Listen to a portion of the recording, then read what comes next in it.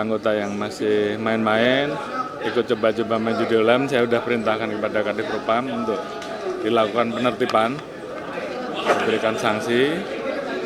Demikian juga yang terlibat menerima atau bahkan membackingi, saya minta untuk diusut tuntas. Jadi saya kira tadi sudah saya sampaikan di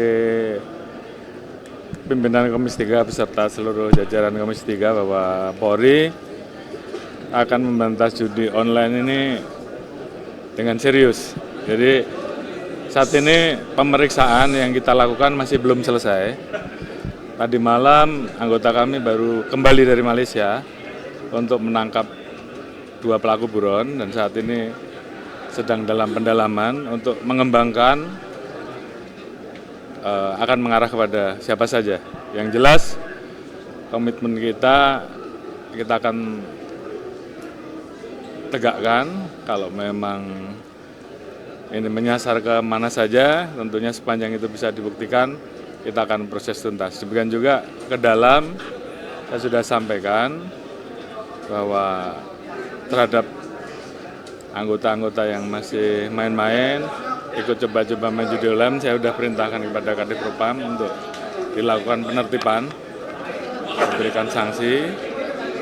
Demikian juga yang terlibat menerima atau bahkan membackingi, saya minta untuk diusut tuntas dan itu diproses pidana. Saya kira itu komitmen kita. Jadi saya kira kita akan memperkuat kerjasama dengan PPATK, dengan kementerian-kementerian yang terkait sehingga pemberantasan judi online ini betul-betul bisa maksimal dengan OJK, dengan perbankan, sehingga kemudian terkait dengan harta-harta mereka, kita masih bisa melakukan tracing, dan apabila itu bisa kita dapatkan, bisa kita sita, dan bisa kita serahkan ke negara. Yang utama adalah agar masyarakat kemudian perlahan-lahan kita garap bersama, tentunya dengan melibatkan seluruh tokoh, seluruh kementerian lembaga, keterlibatan pemerintah daerah, baik pusat maupun kabupaten, untuk bersama-sama melakukan pencegahan. Sehingga kemudian ini semua menjadi kerja yang bersama, baik di sisi pencegahan, baik di sisi penegakan hukum, baik dari sisi hal-hal lain yang tentunya harus kita lakukan bersama. Kalau ingin pemberantasan judi online ini tuntas. Mungkin itu yang bisa saya kasih. Pak, jadi ini kan Budi Ari juga lagi rame namanya Pak. Tadi kan dibilang ini akan memeriksa siapapun, apakah termasuk sosok Budi Ari juga nanti akan dimintai keterangan begitu Pak? Karena kan dulu di Kominfo, terus ada juga di Komdiki. Ya saya kira kalau nanti dalam pemeriksaan yang dilakukan oleh anggota saya mengarahkan nama-nama tertentu, saya kira tentu pasti akan diproses, akan diperiksa.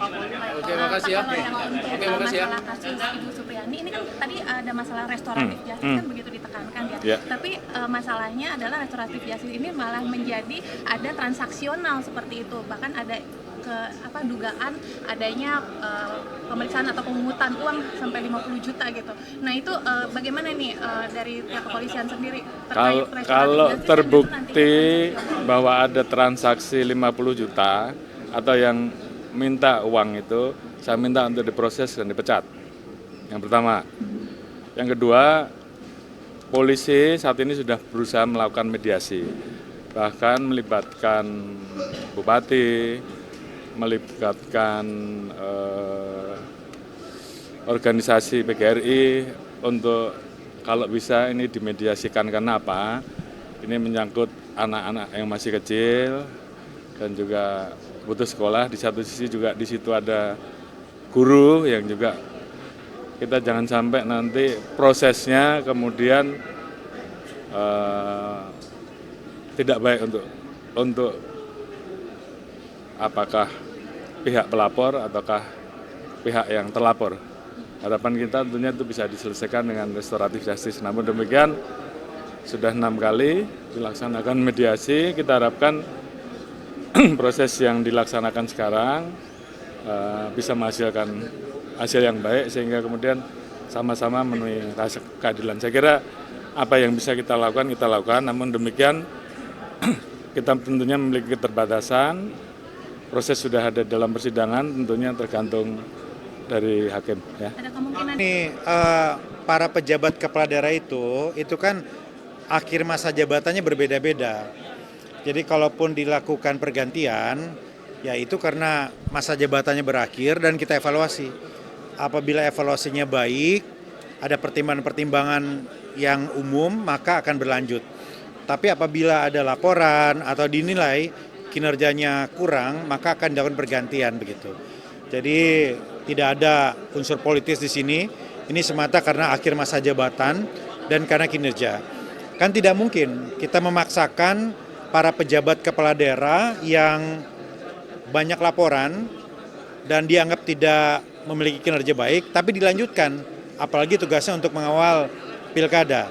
Jadi kira-kira seperti itu ya. Dan kami pastikan juga untuk selalu mengevaluasi secara periodik. Jadi Inspektorat Kementerian Dalam Negeri melakukan evaluasi. Apabila memang kinerjanya jauh, kan nggak mungkin. Ya walaupun 3 atau 4 bulan lagi, tapi bisa berdampak pada jalannya pemerintahan begitu. Gimana? Ya ada tersebar ya di beberapa wilayah begitu. Ya tetapi pada intinya begitu ya. Sejauh ini belum ada, ya sejauh ini lebih kepada persoalan komunikasi dengan stakeholders, ada persoalan anggaran, jadi kapasitas kepemimpinan, kira-kira begitu. Jadi orang-orang yang dianggap tidak mampu untuk menjalankan roda pemerintahan. Tadi ada usulan terkait bansos agar dihentikan karena menjelang pilkada. Kalau menurut pandangan pemerintah sendiri seperti apa terkait hal Ya, ini? nanti kami sudah menangkap dengan baik pesannya supaya bansos ini tidak disalahgunakan. Ya, kami akan langsung lakukan pembahasan begitu ya. Tapi esensinya, substansinya kami setuju. Jangan sampai di lapangan itu terjadi kontroversi yang kemudian menimbulkan polemik hukum dan legitimasi dari hasil pilkada sendiri.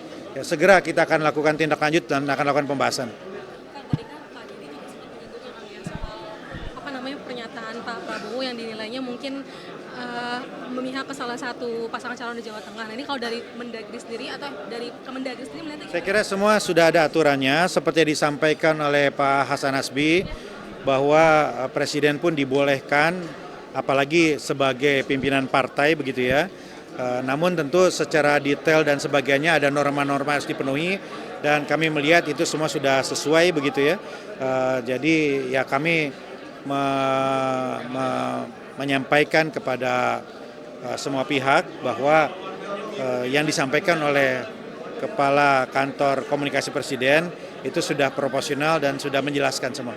Tapi tadi dibentrokan lagi dengan UU katanya Kang. Kata Ya. Kang Deddy kalau misalkan mau ini lebih baik cuti segala macam. Tapi kalau memang dari segi peraturan ini diperkenalkan. Ya ada rujukannya dalam Undang-Undang Kepemiluan begitu. Ya kan larangannya itu kalau membuat suatu keputusan yang merugikan. Ini kan bukan keputusan. Ini kan pernyataan dukungan begitu ya. Nah, kalau masalah yang lain soal fasilitas ya saya kira tinggal dibuktikan saja apakah itu menggunakan fasilitas publik dan lain-lain begitu ya. Tapi secara substansi saya kira ini dukungan yang dilakukan sebagai ketua umum partai. Ada satu lagi mungkin yang soal Kalsel. Kan kemarin KPK menyebut kalau misalkan keberadaannya itu udah nggak ada. Nah sekarang nih muncul mimpin apel lagi di Pemprov. Nah ini melihatnya gimana, apa memang Ya, kami kan sudah menunjuk pelaksana begitu ya supaya roda pemerintahan berjalan begitu. Nah kalau kemudian beliau aktif kembali maka tentu akan dilakukan penyesuaian dan meminta keterangan langsung dari yang bersangkutan begitu. Kemarin kan karena keberadaannya tidak diketahui ya ketika kemudian aktif kembali ya pasti akan dilakukan penyesuaian dan meminta penjelasan dari beliau. Ya. Ya, nanti kita akan minta penjelasan kepada beliau. Ya. Kang terkait dengan pemanggilan ini isu lain ya Kang, pemanggilan Bupati Konawe Selatan rencananya kapan Kang? Kami koordinasikan dulu dengan Bapak Andap, Pak Pejabat Gubernur hari ini mengumpulkan informasi begitu karena ada beberapa versi yang berbeda yang kami terima. Ya, jadi harus mendengarkan langsung pihak-pihak gitu ya. Jadi tunggu saja hari ini kita akan koordinasikan. Ya. Cukup ya. Dengan kementerian yang ASN saat ini judul, apakah ini Apa tuh? judul ASN yang di pada Kementerian Komunikasi dan Digital, apakah ini menjadi Iya kan, bersih-bersih di kan kami ada mekanisme secara internal melalui inspektorat. Ya apabila ada pembuktian secara pidana, maka sanksinya bisa berujung pada pemberhentian.